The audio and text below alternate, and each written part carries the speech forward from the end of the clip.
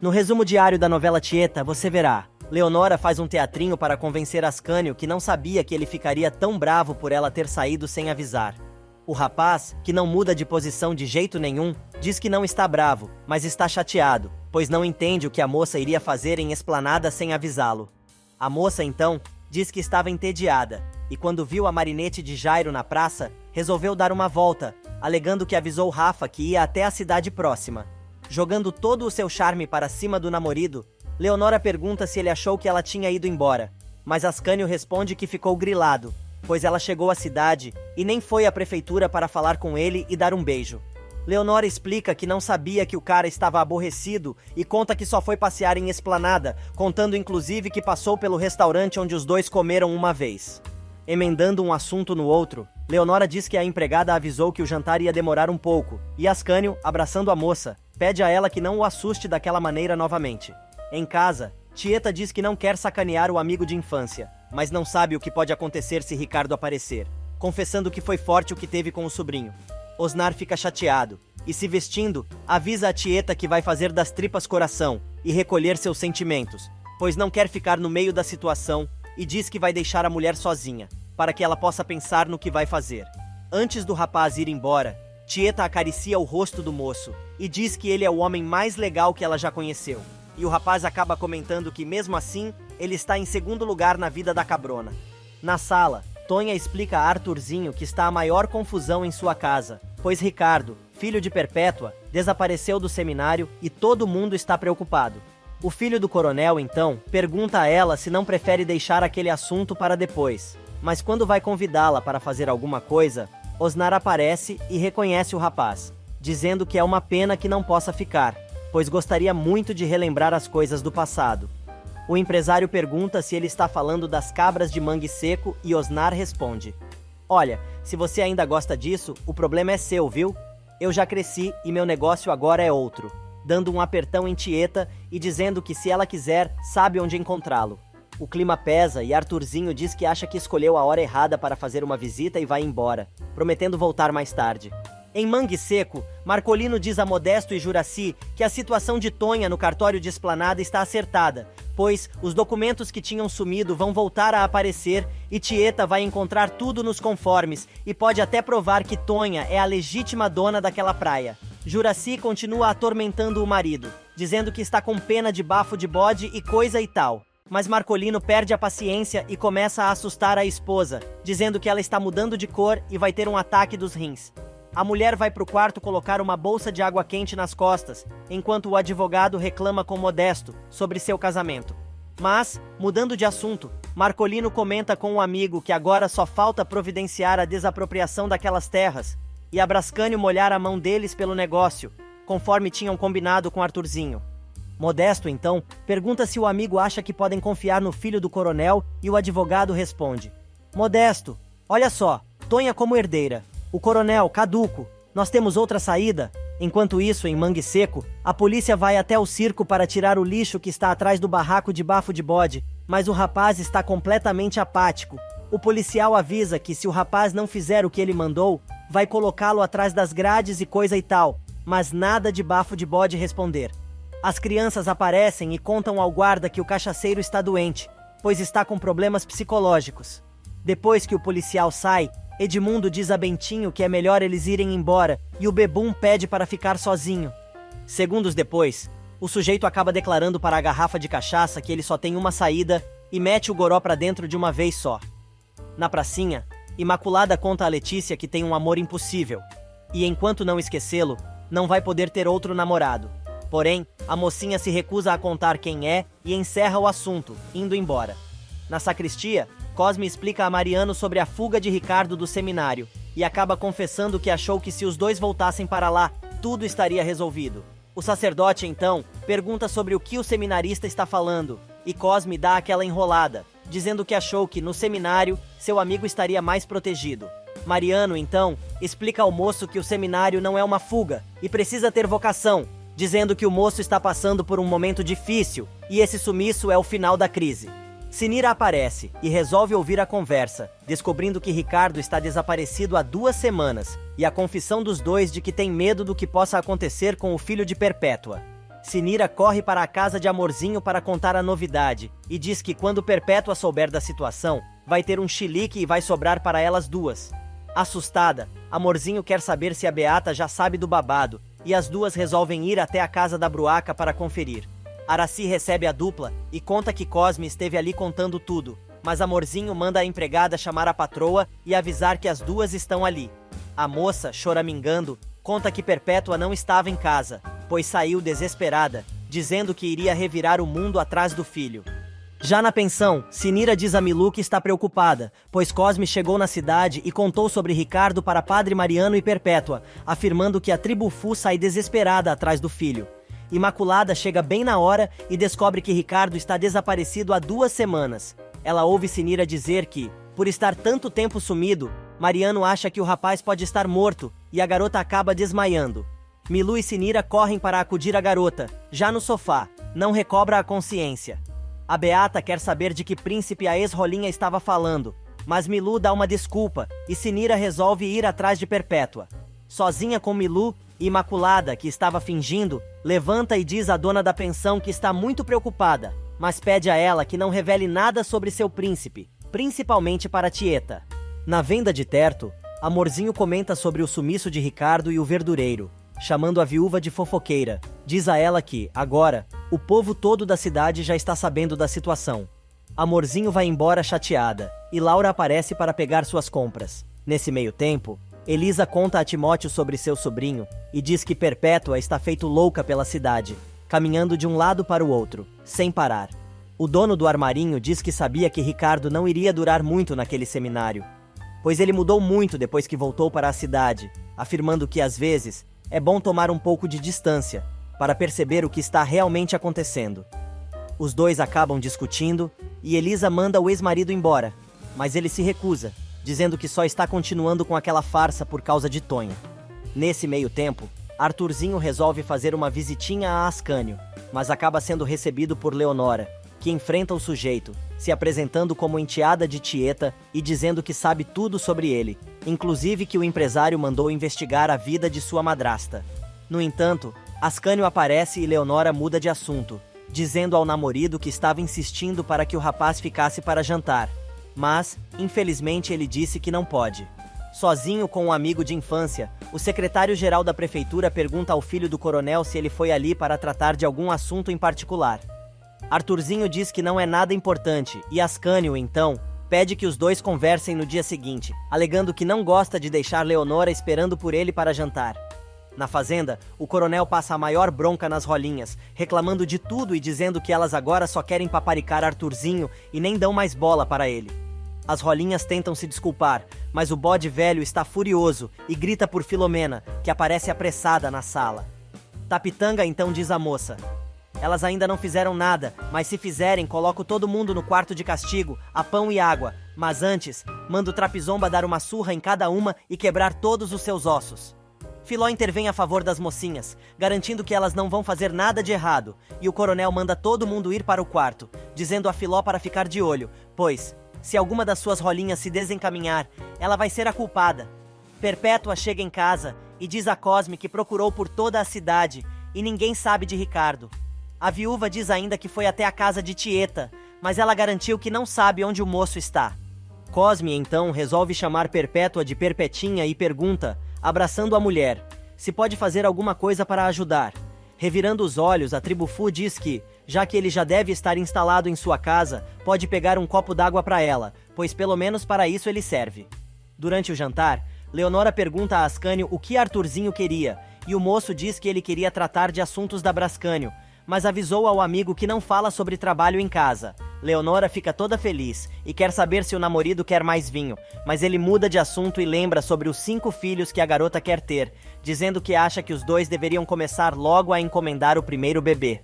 No hotel em Esplanada, Helena, enquanto arruma as malas, liga para a recepção e diz que quer sua conta acertada até o outro dia pela manhã, pedindo que providenciem um táxi, pois vai para Santana do Agreste bem cedo. A mulher acaba se lembrando da ameaça que fez a Leonora, quando prometeu acabar com ela, se a garota não fizer o que ela mandou. A noite chega, e no bar de Chalita, Dário fala mal de Osnar, dizendo que o rapaz só quer saber de descaração e coisa e tal, Mas a conversa é interrompida por Silvana, que aparece de carro na cidade. Rindo, a moça quer saber se os rapazes vão ficar só olhando para ela e não vão oferecer uma cervejinha bem gelada. Já aboletada em uma das cadeiras da calçada, Silvana explica que ficou entediada no trabalho, pediu uma licença sem vencimento e resolveu voltar para o Agreste. Amintas, feliz da vida, diz que a moça fez muito bem, mas Silvana quer saber o que o comandante pensa do retorno dela. O sujeito gagueja e tudo mais, porém Chalita lembra que Dário ficou de buscar Laura e está com pressa. Silvana combina de ver o sujeito mais tarde e Amintas fica desconfiado. Minutos depois, Laura se despede de Aida, dizendo que não vai poder ficar para jantar, pois o marido resolveu ir para casa. Aida, então, pede que o casal entregue uma encomenda a Carol e vai buscar o pacote. Assim que fica sozinho com a esposa, o comandante comenta sobre a pessoa que acabou de chegar na cidade, e Laura diz que sabe que é Silvana, pois está escrito na testa do rapaz. Apavorado, Dário quer saber o que os dois vão fazer, e Laura afirma que os dois vão convidar a moça para jantar e tratá-la muito bem, pois afinal Silvana é amiga deles. Na pensão, Osnar, atirado no sofá, pensa na vida, enquanto Carol pensa nele, enquanto coloca o filho para dormir. Ex-Manteúda relembra os momentos que passou com o rapaz, mas ele está pensando em Tieta, que, por sua vez, não consegue tirar de sua mente a dúvida entre Osnar e Ricardo. Tonha aparece no quarto da amiga e pergunta por que a amiga perdeu o sono. Tieta começa a se explicar e diz que Osnar está por aí, aberto a todas as possibilidades, enquanto Ricardo é diferente e está preocupada pois não sabe onde o sobrinho está. A Cabrona ainda comenta que não sabe o que vai fazer se o ex-seminarista aparecer, e Tonha aconselha a amiga a resolver uma coisa de cada vez. E nesse meio tempo, enquanto Leonora e Ascânio trocam juras de amor, Carmosina leva um chá para o namorado, que já está escondido no quarto dela. Gladstone elogia a bebida dizendo que está uma delícia, e Carmo conta que foi Milu quem fez, pois não entende nada de cozinha. Sem perder a oportunidade, o prestamista diz que a mulher tem outros dotes, e conta que sempre sonhou com aquilo, pois não tem nada melhor que tomar um chazinho de madrugada e dar uns beijinhos na namorada. No entanto, Carmosina não consegue parar de pensar onde Ricardo se meteu e Gladstone, então, quer saber se Leonora conseguiu se entender com Ascânio. Carmo entende o recado e muda de assunto, partindo para o bem bom. Ascânio, por sua vez, dorme a sono solto, enquanto Leonora não consegue pregar o olho naquela noite. A moça relembra alguns dos momentos que os dois compartilharam, e ela fica cada vez mais desesperada com o que possa acontecer se Helena abrir a boca. Chorando muito, Leonora não consegue esquecer dos carinhos do namorado e da primeira noite que os dois passaram juntos. Sem saber o que fazer para resolver a situação, Leonora chora até o clarear do dia, escondida, no escuro da casa de Ascânio. Nasce outro dia, e Helena já está pronta para pegar o táxi para Santana do Agreste. Ascânio acorda e percebe que Leonora não está na cama. Porém, ao olhar para o lado, vê que a moça está sentada, estática, na cadeira do quarto. Ela explica que estava esperando o namorado acordar porque precisa contar a ele uma coisa. Ascânio não leva a sério e pergunta se o assunto é tão importante para ser falado antes de seu beijo matinal e seu cafezinho. Mas Leonora, fria, diz que é melhor os dois conversarem o quanto antes e avisa que vai terminar tudo com o rapaz. Ascânio toma um susto e não acredita no que está ouvindo e diz a Leonora que não está entendendo nada. A moça diz que não está brincando, mas vai embora pois se cansou daquela vidinha e a culpa não é dele. O rapaz continua não entendendo nada, mas a moça diz que já tinha decidido e tudo o que ela disse no dia anterior foi apenas uma despedida, pois não dá para aquela vida de esposa e confessa: eu vivo tentando me enganar, assentar a cabeça, mas não consigo. Aliás, eu achei que ia acontecer com você, mas, como das outras vezes, foi só uma paixão passageira. Ascânio levanta da cama e, pegando a moça pelos braços, começa a gritar, mandando ela olhar nos seus olhos e dizer que não o ama mais. Leonora respira profundamente e diz a ele o que o rapaz quer ouvir, mas o cara fica cada vez mais desesperado, exigindo uma explicação. A moça diz que não quer falar mais nada, pois não quer magoá-lo e pede para ficar sozinha, pois precisa arrumar suas coisas. Porém, assim que Ascânio sai do quarto, a garota começa a chorar novamente na frente do espelho e resolve riscar tudo com o batom, atirando as coisas da penteadeira bem longe. Tieta levanta cedo, mas Tonha, conhecendo a amiga, pergunta se valeu a pena ela ficar a noite toda sem dormir. A Cabrona diz que ficou pensando no sobrinho, e Tonha então pergunta se Tieta achou mesmo que Ricardo se acostumaria novamente com o seminário, depois de tudo que viveu com a tia. Nesse meio tempo, Perpétua vai novamente incomodar o padre, que diz a ela que, se o filho sumiu, é porque ele não queria ser encontrado, principalmente pela mãe, que é uma destrambelhada. A mulher vira bicho e diz que o sacerdote está ficando gagá, e agora só falta virar comunista e vestir uma batina vermelha. Sinira e Jairo aparecem na sacristia e Mariano explica que o casal está ali para tratar do casamento. A tribo Fu fica injuriada, excomungando a amiga, mas Jairo, às barrigadas, coloca a mulher para fora e avisa que quando der, Sinira vai visitá-la. Porém, como sempre tem que dar a última palavra, Perpétua, depois de ter sido expulsa da sacristia pelo motorista, volta e xinga um pouco mais o casal. O padre resolve apaziguar a situação e diz que está muito contente com aquele casamento, principalmente porque Sinira vai se livrar da morcegona. Na prefeitura, Leôncio tenta passar todos os recados para Ascânio, que de mau humor manda o assistente resolver tudo sozinho e diz que ele está falando feito uma matraca, o que já está deixando o secretário meio zonzo. O rapaz tem um acesso de raiva e, gritando, avisa ao ajudante para deixar a papelada na sua mesa, mas não quer ver ninguém, deixando bem claro que prefere ficar sozinho. E enquanto Leôncio vai até o correio contar para Carmô que acha que Ascânio está com problemas, Rafa tenta impedir que Leonora vá embora. A empregada não se conforma e diz que a moça sempre foi apaixonada por seu patrão e blá blá blá, mas Leonora perde a paciência e manda a mulher embora. Enquanto isso, nos correios, Leôncio diz a Carmô que Ascânio o recebeu com 7 pedras na mão e que isso nunca aconteceu antes. Preocupado, o ajudante diz que tem certeza que o chefe está com um problema sério. Gladstone aparece e a funcionária dos correios conta ao namorado sobre o papo de Leôncio, afirmando que Leonora vai poder explicar a situação. Leôncio passa no bar de Chalita e avisa aos amigos de Ascânio sobre o mau humor do sujeito. Osnar diz que só pode ser por causa da mulher, e minutos depois invade o escritório do amigo de infância, que escorraça o rapaz. Osnar não dá a menor bola para a patada de Ascânio e afirma que o moço está pior do que ele imaginava. O secretário-geral da cidade avisa que quer ficar sozinho, mas o come-quieto da cidade diz que ninguém que está do lado de fora daquela porta teria condições de impedi-lo de entrar. Curioso, o rapaz pergunta por que Ascânio está daquele jeito, mas ele avisa que não quer conversar com ninguém e prefere ficar sozinho. Osnar desiste e vai embora. Enquanto arruma as malas, Leonora se lembra da última noite que passou com Ascânio, trocando juras de amor. Gladstone e Carmosina aparecem de surpresa e a mulher pergunta a Leonora que loucura é aquela, querendo saber onde a moça pensa que vai. Chateada, a garota diz que Rafa não tinha nada que ter avisado aos dois sobre sua decisão, mas Carmô explica que não foi através da empregada que ela soube que algo grave estava acontecendo entre a mocinha e Ascânio. Ela acaba contando que foi Leôncio quem foi até os correios para dizer que estava preocupado com Ascânio, que chegou na prefeitura pondo fogo pelas ventas e não quer falar com ninguém. Carmosina tenta conversar com Leonora sobre o assunto, mas a moça avisa que quem sabe de sua vida é ela, e não tem por que ficar dando explicações para ninguém. Desconfiada, Carmô diz que sabe que a moça está mentindo, e Gladstone, metendo a colher na maionese alheia, diz que Leonora está se precipitando. Tentando dar um conselho, o prestamista diz: "Olha só, tem várias maneiras de se lidar com gente que tenta nos prejudicar. Se você quiser, eu posso tentar. Aliás, não sei por que você não conta tudo para a tieta." Leonora, então, diz que está voltando para a casa da madrasta e vai dizer a ela tudo o que a mulher precisa saber, mas não quer que ninguém interfira naquela história, revelando que disse a Ascânio que não o ama mais, e é só isso que ele precisa ouvir. Osnar volta ao bar de Chalita, contando que não conseguiu falar com Ascânio, que está dando coice até na sombra. Amintas pergunta se a culpa é da Paulista, e Osnar explica que naquele momento é melhor deixar o cara sozinho, já que depois que passar a mágoa, ele vai acabar se juntando aos cavaleiros e contar tudo.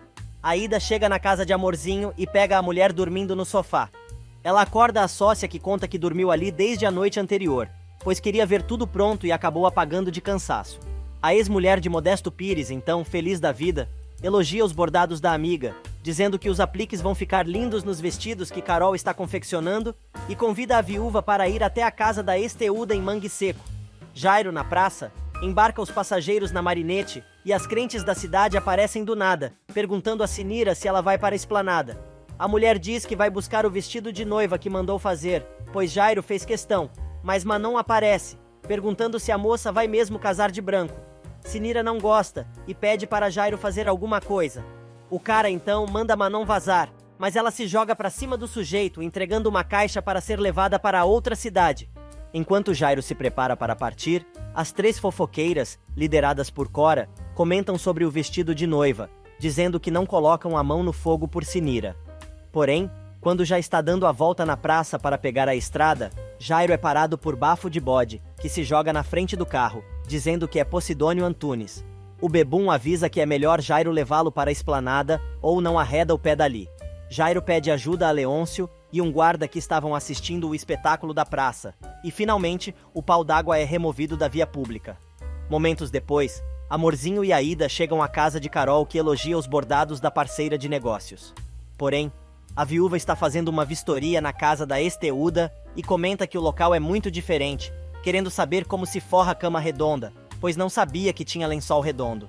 Aida tenta chamar a atenção da bordadeira para o trabalho, mas ela continua falando sobre a decoração da casa, dizendo que achava que seria tudo diferente e em vermelho. Vendo a mancada, Amorzinho tenta consertar e, sorrindo, diz que aquela é uma casa de gente comum, muito bonitinha e de bom gosto. Carol gosta do elogio e diz que os bordados da viúva também são muito lindos e blá blá blá. Imaculada resolve falar com Cosme sobre Ricardo e descobre que o rapaz andava muito triste. O seminarista ainda diz que sabe o motivo pelo qual o amigo fugiu, mas a garota ainda é muito criança para entender aquelas coisas. Curioso, Cosme quer saber o porquê de todo aquele interesse por seu amigo, e a ex-Rolinha lembra que Ricardo salvou sua vida, e foi graças a ele que ela conseguiu morar na pensão de Milu. Fazendo um olhar de compaixão, o seminarista pergunta à Imaculada se a moça é muito grata a Ricardo, e ela aproveita a desculpa para dizer que sim, e por isso se preocupa com ele. Perpétua chega em casa e berra por Araci, que aparece apavorada na sala. A Bruaca diz à empregada que já avisou 1000 vezes que não quer aquelazinha em sua casa. Imaculada se ofende, e apesar de Cosme tentar defendê-la, a moça vai embora, dizendo para a tribo Fu que não é nem nunca foi rolinha do coronel. A garota ainda joga na cara de Perpétua que foi graças a Ricardo que ela agora está morando na pensão de Milu, com gente boa de verdade. Para completar, Imaculada diz que se fosse o filho da Beata, não fugiria do seminário, nem do inferno, pois qualquer lugar do mundo deveria ser melhor do que morar com uma mulher tão ruim quanto ela. Furiosa, Perpétua resolve descarregar sua raiva, dando com o guarda-chuva em Araci e Cosme. Timóteo chega em casa e pega Elisa ouvindo no rádio o programa de fofocas de Assuntinha Ferreira. Ele resolve dar um esporro na moça, perguntando como ela pode ficar à toa, sabendo que o sobrinho está sumido. Elisa dá uma patada no ex-marido e pergunta onde ele quer que ela procure pelo rapaz, pois não tem a menor ideia por onde começar. O cara, sem saber como contestar, diz que a ex deveria pelo menos dar seu apoio, mas Elisa lembra de como foi tratada quando foi na casa da meia-irmã, pedir ajuda. Timóteo, indignado, quer saber o que Perpétua disse, e a moça conta que a megera disse para ela agradecer aos céus por ter se livrado de um marido feito ele. O dono do armarinho fica furioso e quer saber se Elisa o defendeu, mas a moça diz que não estava a fim de perder seu precioso tempo com isso. Nesse meio tempo, Tieta resolve interrogar Cosme, que afirma não saber para onde Ricardo foi, alegando que, inclusive, tentou impedir que o rapaz deixasse o seminário. Se achando a última bolachinha recheada do pacote, o seminarista diz para Tieta: talvez, se fosse a senhora que conversasse com ele, ele teria ouvido. Afinal de contas, a senhora tem tanta influência sobre ele, né? Tonha se mete na conversa e afirma que Ricardo é muito querido pelas duas. Mas o rapaz não desiste das alfinetadas e afirma: será mesmo? A impressão que eu tive foi que ele fugiu de Santana do Agreste e voltou para o seminário em busca de paz, fugindo de certas coisas. O que estou querendo dizer, dona Tieta, é que a sua maneira de viver transformou o Ricardo. Depois que ele lhe conheceu, nunca mais foi a mesma pessoa. Tieta, irritada, manda o seminarista embora, mas, assim que fica sozinha, a mulher fica triste, apesar de Tonha tentar consolá-la. A cabrona começa a se culpar pelo sumiço de Ricardo e diz que está com medo de ter ido longe demais com o sobrinho e estragado a vida do rapaz. Na pensão, Carmosina diz à mãe que não vai deixar Leonora destruir a vida dela daquela maneira. A dona da pensão manda a filha não se meter, mas a mulher diz que tem caroço naquele angu. Mudando de assunto, Carmo conta à mãe que Gladstone a convidou para viajar com ele, mas disse que não ia acompanhá-lo, e o cara ficou bastante decepcionado. Em Mangue Seco, Dário não quer mergulhar, e Laura diz ao marido que acha que ele está desanimado pois acha que vai encontrar com Silvana na praia. O comandante tenta desconversar, porém acaba admitindo que só está preocupado porque a moça vai querer mergulhar também. E aí, o segredo do casal poderia ser descoberto. Mas Laura não engole a desculpa e diz que o marido não quer mergulhar porque o comandante está com medo de se encontrar com a moça. O sujeito jura que aquilo não é verdade e a mulher o desafia, mandando Dário provar que está dizendo a verdade. Enquanto isso, na casa de Marcolino, durante o café da manhã, Juraci conta que teve um pesadelo e que sonhou que Posidônio queria agarrá-la, dizendo que queria se vingar de tudo que o marido e Modesto Pires fizeram para ele. Silvana quer saber quem é o tal Posidônio, mas Marcolino diz para a filha não se preocupar com aquilo e a moça avisa que vai dar uma volta na praia, avisando que volta para casa para almoçar. Sozinho com um amigo, Marcolino, irritado, pergunta se a esposa não vai mais tirar o tal Posidônio da cabeça. Porém, Modesto Pires, experiente, diz ao advogado que, enquanto o rapaz estiver só na cabeça da hipocondríaca, não tem problema. Cai a ficha do advogado e o dono do curtume percebe. Por isso, ele muda de assunto e quer saber se a desapropriação das terras de Tonha vai sair conforme disse o filho do coronel. Na fazenda, Arthurzinho diz ao pai que já fez a sua parte no trato e quer saber se o coronel falou com Ascânio. Tapitanga conta que tentaram conversar com o secretário-geral da cidade, mas ele estava muito aéreo e não quis ouvir o que ele e seus amigos tinham para dizer. O rapaz, então, comenta que, como o rapaz ainda não sabe de nada, deve ter sido por isso que, quando foi visitá-lo, ele não lhe deu muita atenção e coisa e tal. O coronel explica que Ascânio deve estar com algum problema pessoal, pois o rapaz nasceu para sofrer nas mãos das mulheres com quem se envolve. Mas Arthurzinho não quer saber e diz ao pai que ele deve falar logo com o prefeito substituto sobre a desapropriação, pois precisa saber o que o rapaz pensa a respeito do assunto. Na prefeitura, Rosalvo diz a Bebê que recebeu o parecer do departamento jurídico sobre a desapropriação das terras do Mangue Seco. Porém, a moça pergunta como vão mandar aqueles documentos para o chefe, sem que descubram que foram eles que reuniram as informações. Momentos mais tarde, Rosalvo aparece na fazenda com um envelope e diz ao coronel que são os resultados dos exames de seu patrão, enviados pelo médico de Arthurzinho por telefax.